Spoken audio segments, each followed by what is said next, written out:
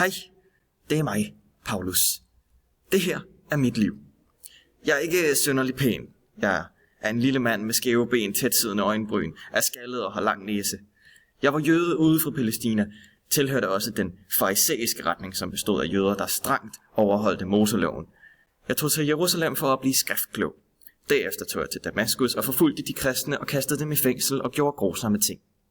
Så en nat. Jeg hørte en stemme, der sagde, Saul, Saul, hvorfor forfølger du mig? Det var ham der, Jesus der. Jeg rejste ud og lavede en grundlæggelse af kristne menigheder i Middelhavsregionen. Jeg skrev også nogle breve der.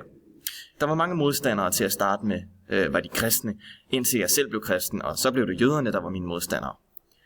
Men nu er Guds retfærdighed åbenbaret uden lov, bevidnet af loven og profeterne. Guds retfærdighed ved tro på Jesus Kristus for alle, som tror. Der er ingen forskel, for alle har syndet og har mistet herligheden fra Gud, og ufortjent gøres de retfærdige af hans nåde ved forløsningen i Kristus Jesus. Det var et citat fra Romerbrevet, som jeg skrev. I Romerbrevet var hovedpointen, at man behøver ikke følge Moseloven, dog skal man i stedet bare tro for at være retfærdig. Kun troen på Jesus kan gøre et menneske retfærdigt.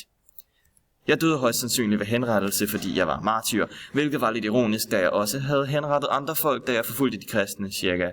67.